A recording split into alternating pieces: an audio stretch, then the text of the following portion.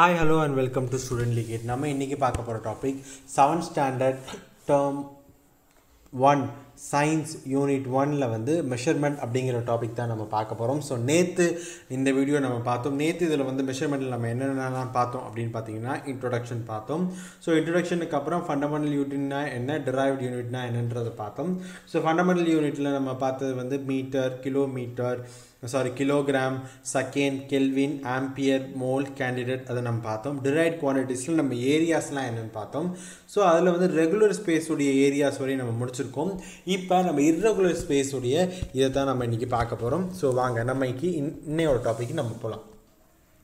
So irregular space figure. So ஒரு எந்த ஒரு ரெகுலர் ஃபிகருமே இல்லாமல், ஒரு சர்க்கிளோ ஒரு ரெக்டாங்கிளோ ஒரு ட்ரையாங்கிளோ இல்லாமல், நம்மளுக்கு ஒரு எந்த ஒரு ரெகுலர் ஃபேஸுமே இல்லாமல் ஒரு சில ஃபிகர் இருக்கும்.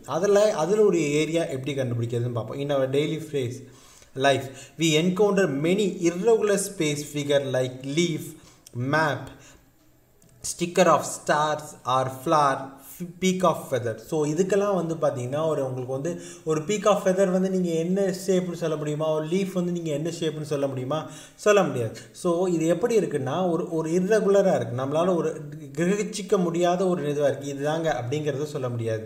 the area of such irregular space figure cannot be calculated by using any formula. So நம்ம பார்த்த இப்போ ரெகுலர் ஃபேஸுக்கு நம்ம பார்த்தோம்ல ஒரு ஃபார்முலாலாம் யூஸ் பண்ணி, இப்போ வந்து பார்த்திங்கன்னா ட்ரையாங்கிள் அப்படின்னா வந்து half into base into H. So அது நம்ம பார்த்தோம், இட்ஸ் அ ஃபார்முலா. இப்போ இதுக்கு வந்து ஒரு ஃபார்முலா நம்மளால் பண்ண முடியாது. ஸோ இது எப்படி நீங்கள் ஒரு ரெகுலர் ஃபார்முலா எல்லாமே இது நம்ம எப்படி கண்டுபிடிக்கிறது அப்படின்னு பார்த்தீங்கன்னா, இதுக்கு வந்து நம்மளுக்கு இங்கே ஒரு ஆக்டிவிட்டீஸ் கொடுத்துருக்காங்க. ஸோ அந்த ஆக்டிவிட்டீஸை ஃபஸ்ட்டு படிப்போம். ஸோ இப்போ வந்து என்ன பண்ணோம்னா, ஒரு லீஃப் எடுத்துக்கங்க, அதை என்ன பண்ணிட்டுங்க எடுத்துகிட்டு ஒரு கிராஃபில் அதை பேஸ்ட் பண்ணுங்கள். பேஸ்ட் பண்ணிவிட்டு அதோட அவுட்லைனை அப்படியே அந்த இதில் வந்து ட்ரா பண்ணுங்கள். இப்போ இந்த பேஸ்ட் பண்ணியிருக்காங்கன்னா இதில் அப்படியே இதை ட்ரா பண்ணுங்கள். ஓகே, உங்களுக்கு புரியுதா? அப்படி இந்த ட்ரா பண்ணிட்டு இந்த லீஃப் எடுத்துட்டிங்கன்னா உங்களுக்கு வந்து அவுட்லைன் கிடச்சிடும். ஸோ இதில் வந்து நம்ம வந்து இப்போ ஏரியா கண்டுபிடிக்க போகிறோம். இப்போது இதில் வந்து எத்தனை ஸ்கொயர் இருக்குதுன்னு கண்டுபிடிக்கணும். ஃபுல் ஸ்கொயர் எத்தனை இருக்குதுன்னு, இதில் வந்து எத்தனை ஸ்கொயர் இருக்குதுன்னு கண்டுபிடிக்கணும் ஃபஸ்ட்டு. ஸோ அதுதான் இங்கே கொடுத்துருக்காங்க பாயிண்ட் 1ல் எத்தனை ஸ்கொயர் இருக்குதுன்னு கண்டுபிடிக்கணும். அதில் வந்து எத்தனை ஆஃப் ஸ்கொயர் இருக்குதுன்னு கண்டுபிடிக்கணும். அதில் வந்து எத்தனை வந்து ஹோல் ஸ்கொயர் முழுசாக எத்தனை ஸ்கொயர் இருக்குதுன்னு கண்டுபிடிக்கணும். கண்டுபிடிச்சி இதை எல்லாத்தையும் கால்குலேட் பண்ணி இந்த அப்ராக்சிமேட் ஃபார்முலா போட்டு பண்ணிங்கன்னா அந்த லீஃபோட ஏரியா வந்துடும். ஓகேவா? இது உங்களுக்கு ஒரு ப்ராக்டிக்கல், இது நீங்களாக தான் பண்ணாங்க. இல்லை அடுத்து என்ன ஒரு ஆக்டிவிட்டி 2 அப்படின்னா, draw following regular space figure in a graph and find out the area of a graphic method. Also find the area using appropriate formula and compare the both. So இப்போ வந்து பார்த்தீங்கன்னா ஒரு ரெகுலர் ஸ்பேஸுக்கு ஒன்று எடுத்துக்கங்க, அதை வந்து ஒரு கிராஃபில் ட்ரா பண்ணுங்கள். அதுக்கப்புறம் உங்கள் ஃபார்முலாவை யூஸ் பண்ணி ட்ரா பண்ணுங்கள். ரெண்டுமே ஈக்குவலாக தான் வரும் அப்படிங்கிறத இங்கே இவங்க சொல்கிறாங்க. ஓகேவா? So the graphical method you explain above can be used to find the regular area space of the figure also. So in the case of square, rectangle, this method is accurate. உங்களுக்கு புரியுதா students? So இப்போ நான் என்ன சொல்கிறாங்கன்னா, ஒரு accurate நீங்கள் எதை எடுத்து வச்சு பார்த்தாலும், இப்போ வந்து ஒரு graph, let take a graph, ஓகேவா? இப்படி ஒரு கிராஃப் எடுத்தாலும் ஒரு ஸ்கொயர் அப்படி நான் எடுத்துட்டேனாலும் அதையும் நீங்கள் கிராஃபில் ட்ரா பண்ணிங்கனாலும் அந்த ஸ்கொயருக்கு எத்தனை இருக்கோ, ஓகேவா, இந்த ஸ்கொயரோட ஏரியாவும் இந்த ஸ்கொயரோட ஏரியாவும் ஈக்குவலாக தான் வரும் அப்படிங்கிறத இவங்க சொல்கிறாங்க. அடுத்து நம்ம பார்க்க போகிறது வால்யூம். ஸோ வால்யூம்னா என்ன? Surface area into height. So amount of space occupied by a 3-dimensional object is known as volume. So ஒரு 3-dimensional ஆப்ஜெக்டில் நம்மளுக்கு எவ்வளோ இடம் அதுக்குள்ளே இருக்குது அப்படிங்கிறது தான் நம்ம வந்து வால்யூம் அப்படின்னு சொல்கிறோம். ஸோ அதோட எஸ்ஐ யூனிட் என்னங்க பார்த்தீங்க, மீட்டர் க்யூப். ஸோ வால்யூமோட எஸ்ஐ யூனிட் என்ன, மீட்டர் க்யூப். இப்போ இதை நம்ம அங்கே ஏரியாவை படித்த மாதிரி இதை ரெகுலர் ஸ்பேஸில் எப்படி பண்ணுறது, இர்ரெகுலர் ஸ்பேஸில் எப்படி பண்ணுறதுன்னு நம்ம பார்க்க போகிறோம். ஸோ ரெகுலர் ஸ்பேஸ் அப்படிங்கிறத நம்ம இதை வந்து என்ன பண்ணுவோம் அப்படின்னு பார்த்தா, இந்த கேஸ் ஆஃப் ரெகுலர் ஸ்பேஸ் அதுக்கு என்ன இருக்கும், டிட்டர்மைன் யூஸிங் அப்ராக்சிமேட் ஃபார்முலா மூலியமாக நம்ம வந்து வால்யூமை கால்குலேட் பண்ணலாம். ஓகேவா? ஸோ the டேபிள் வந்து எங்கே இருக்குது,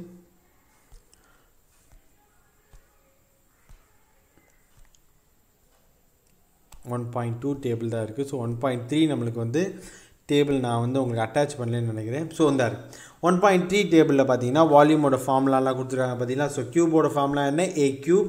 க்யூபாய்டோட ஃபார்முலா என்ன, L into B into H. அதாவது area length into breadth into height.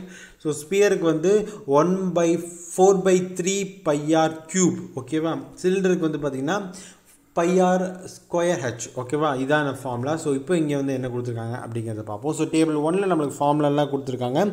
அதுபடி நம்ம பார்த்தோம்னா இப்போ வந்து இதை கால்குலேட் பண்ணணும். ஸோ பையோட வேல்யூ அவங்களே கொடுத்துட்டாங்க 22/7. ஸோ க்யூபோட சைடு கொடுத்துட்டாங்க. சைடு என்ன, க்யூபோட சைடு என்ன ஸ்டூடெண்ட்ஸ், க்யூபோட சைட்ஸ் வந்து நம்மளுக்கு 3 சென்டிமீட்டர் கொடுத்துட்டாங்க. அப்போ 3 சென்டிமீட்டர்னா so volume of a cube formula என்ன ஸ்டூடெண்ட்ஸ், வால்யூம் ஆஃப் த க்யூபோட ஃபார்முலா வந்து நம்மளுக்கு ஏ க்யூப். அப்போ ஏங்கிறது என்ன, நம்மளுக்கு 3 சென்டிமீட்டர். அப்போது 3 க்யூப் அதாவது 3 × 3 × 3 அப்போது 9 × 3 அப்போ 27.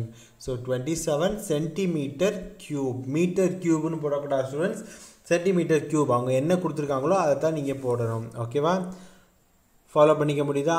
அடுத்து சிலிண்டரோட ஏரியா அதாவது ரேடியஸ் கொடுத்துருக்காங்க, ஹைட்டு கொடுத்துருக்காங்க. அப்போ பாருங்கள் வால்யூம் ஆஃப் த சிலிண்டர் என்ன ஸ்டூடெண்ட்ஸ், சிலிண்டர் வந்து நம்மளுக்கு என்ன πr square H.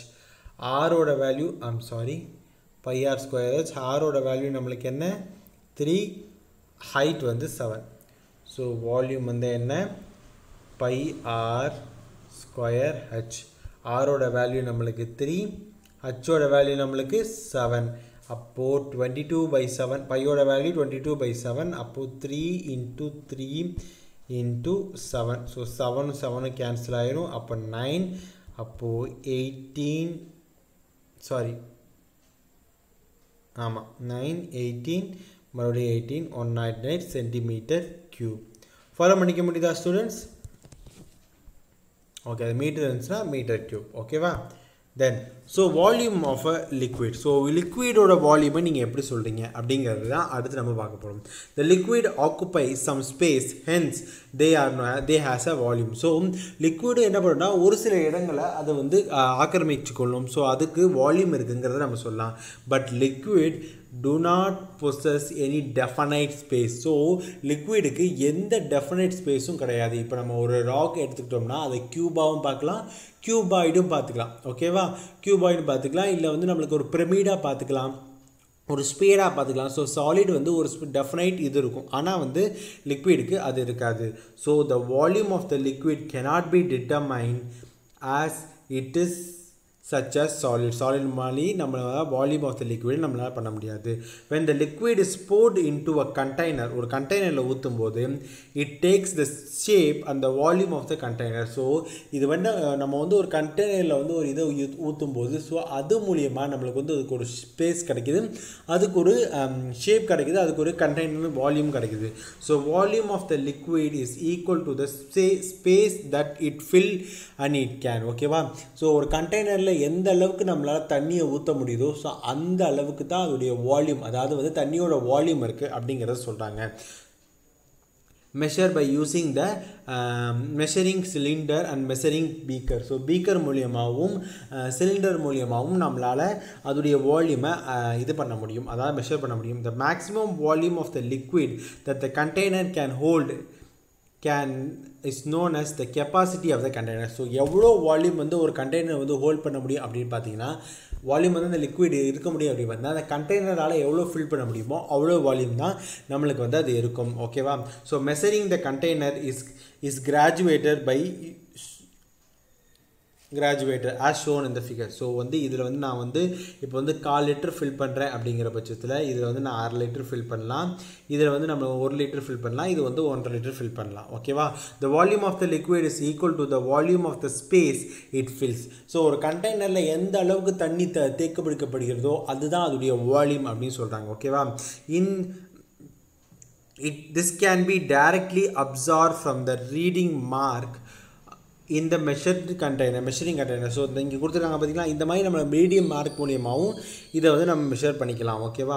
If the if we notice the measuring cup is given in the figure carefully, we can observe that the reading is gradually marked in ml. So இதில் வந்து பார்த்தீங்கன்னா ml தான் நம்ம mark பண்ணுறோம், actually milliliter. So it is understand that the volume, that is first understand how much the liter means. So liter na enna அப்படிங்கறத முதல்ல மீன் பண்ணுவோம். ஓகேவா? The liter is a commonly used to measure the volume of the liquid. நம்ம வந்து volume of the liquid measure பண்றதுக்கு நம்ம commonly use பண்ற இது என்னன்னு பார்த்தீங்கன்னா லிட்டர் வந்து நம்ம ஸ்மால் l ன்னு மெஷர் பண்ணுவோம். ஓகேவா? அதான் நான் இங்க போட்டுருக்கேன். ஓகேவா? We understand that the volume that the unit of the volume is cubic centimeter. So unit of the volume is cubic centimeter. The dimension of the object is centimeter. So the cubic centimeter is commonly known as cc. So the volume of 1 cc is 1 liter. So 1 liter அப்படின்னா என்னன்னு பார்த்தீங்கன்னா 1000 cc. Follow up students. So 1000 ml is equal to 1 liter. To measure the volume of the liquid, some other unit are used. Are 1 gallon, 1 is 1 squats. Okay, இதுவும் நம்ம measure பண்றோம். Then volume of a regular space. So இப்போ வந்து ஒரு regular space இருக்கும்போது நம்ம ஈஸியா பண்றோம். irregular spaceக்கு நம்ம என்ன பண்ணுவோம் அப்படினு பாத்தீங்கன்னா, as we